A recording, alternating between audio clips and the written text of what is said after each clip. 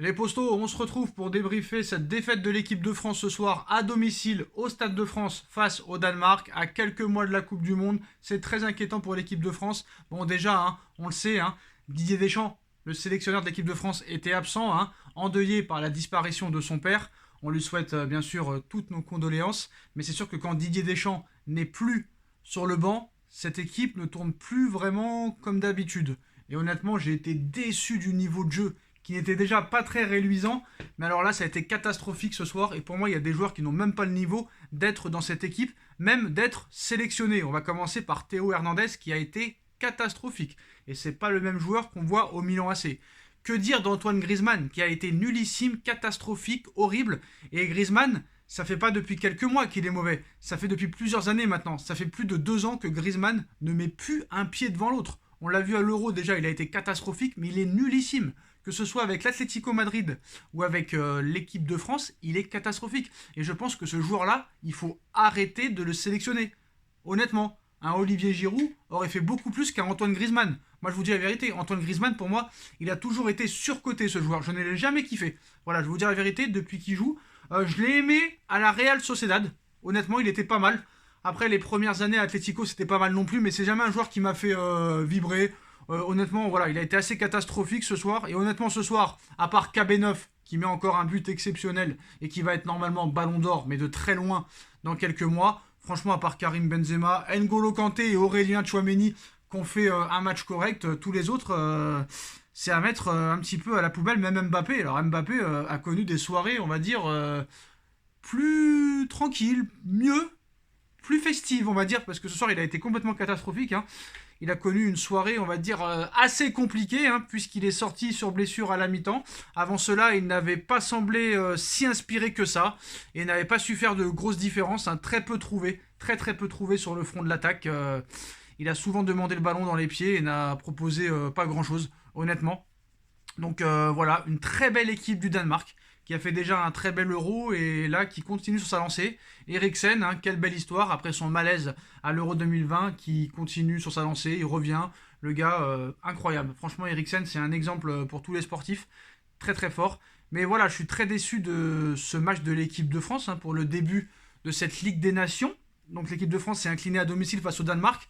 Mais là, franchement, voilà, je sais que Didier Deschamps est endeuillé, mais il va falloir vite se remettre au boulot parce que là, c'est très très inquiétant.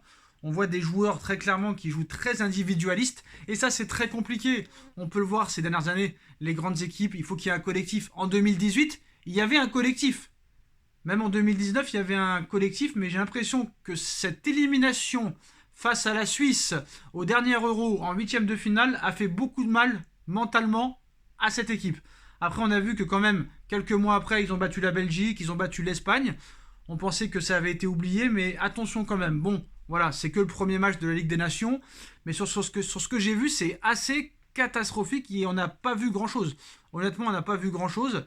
Il faut mettre réellement le service du collectif entre les mains de joueurs qui jouent pour le collectif. Raphaël Varane, il faut en parler de Raphaël Varane. Raphaël Varane, depuis qu'il a quitté le Real Madrid, il est inexistant.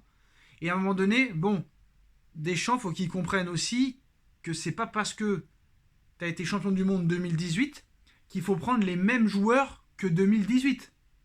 Si le Real Madrid a dégagé Raphaël Varane, c'est que Raphaël Varane n'avait pas le niveau. Et on a vu que depuis qu'il est parti, Raphaël Varane enchaîne les mauvaises performances à Manchester United. Saison catastrophique à Manchester United. Donc c'est pas parce que Varane a été exceptionnel à la Coupe du Monde 2018 qu'il faut continuer à prendre Varane. À un moment donné, stop. Voilà. Pareil, Jules Koundé, j'ai l'impression qu'aussi il est très surcoté.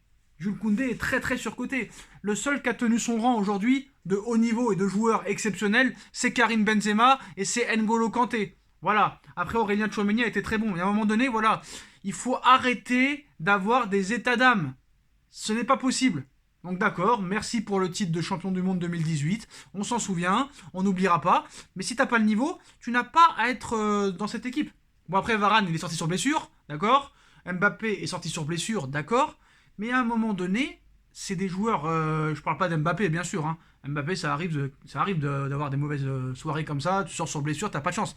Mais des mecs comme Varane, des mecs comme Antoine Griezmann, depuis depuis un an ou deux, je les vois vraiment en très très grande difficulté. Donc à un moment donné, s'ils n'ont plus le niveau, il faut peut-être mettre d'autres gars. Voilà, je suis désolé de le dire. Il y a des très très bons joueurs aussi en Ligue 1 et qui pourraient amener quelque chose de nouveau, un vent de fraîcheur. Faut aussi dire que Hugo Lloris aussi a tenu son rang, qu'il n'a pas été mauvais. Si t'as pas Hugo Lloris ce soir, peut-être que t'en prends 3 ou 4. Mais voilà, l'analyse à chaud, c'est que il n'y avait rien au niveau offensif. Il n'y avait strictement rien au niveau offensif. N'Golo Kanté ne peut pas tout faire tout seul au milieu de terrain. Ah, c'est sûr que si tu as 11 N'Golo Kanté et 11 Karim Benzema, c'est sûr que tu es refait.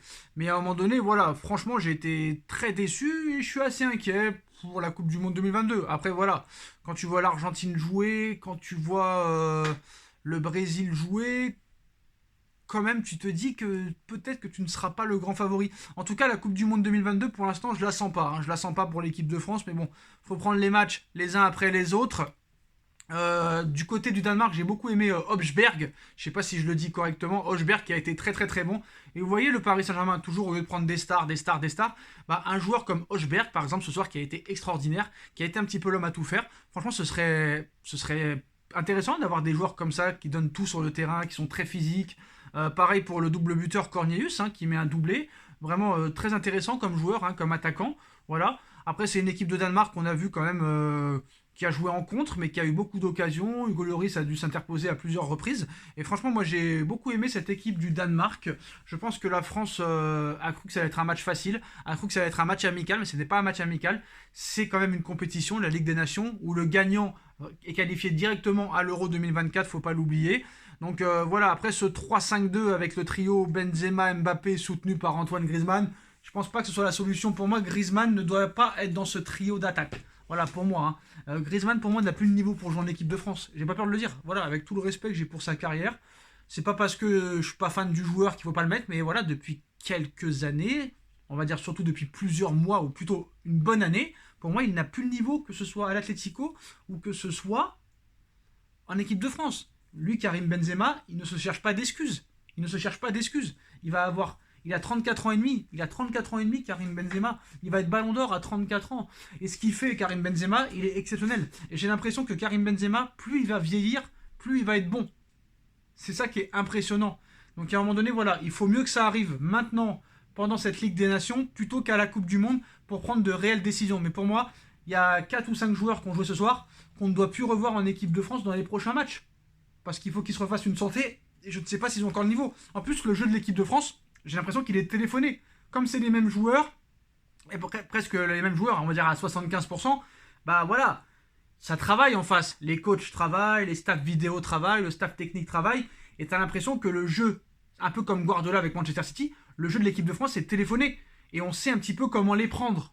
Vous voyez? Alors que si tu mettais peut-être autre chose sur le terrain, d'autres joueurs qui ont leur place dans cette équipe, je pense peut-être que tu pourrais un petit peu mettre dans le mystère les équipes adverses. En tout cas, j'étais très déçu ce soir, mais voilà, un grand bravo encore à monsieur Karim Benzema, qui est encore buteur, qui a mis un très beau but. Franchement, voilà, Karim, il est exceptionnel et il restera pour moi dans l'histoire du football français. Et je pense qu'il n'a pas fini d'écrire l'histoire du football français. J'ai été aussi très déçu par Jules Koundé, même par Lucas Hernandez, que j'ai trouvé très très mauvais ce soir. Donc voilà, j'ai pas grand chose à dire ce soir, mais voilà. Quand tu vois un mec comme Benzema, quintuple champion d'Europe avec le Real Madrid, encore titulaire ce soir, et il s'illustre en plus. C'est lui qui est venu un peu faire tout en attaque. Voilà, un bon match de sa part, honnêtement. Très beau. Voilà, vraiment très très bon match. En fait, en ce moment, Karim Benzema, c'est un annonciateur, on va dire, de très bons matchs. Voilà, et cela s'est confirmé par la suite avec son merveilleux but, parce que le but de Karim Benzema ce soir, on va pas se mentir, il a montré dans toutes les écoles de football. Voilà, il est exceptionnel. À l'heure où on parle, c'est le meilleur joueur du monde. Il n'y a pas à chercher midi à 14h. Voilà les postos, dites-moi en commentaire ce que vous en pensez. Le Danemark qui bat l'équipe de France au Stade de France. La France qui commence par une défaite, cette Ligue des Nations. Dites-moi si c'est inquiétant à quelques mois de la Coupe du Monde 2022. On like, on partage, on commente, on s'abonne et on se retrouve très vite pour une nouvelle vidéo. Tchuss.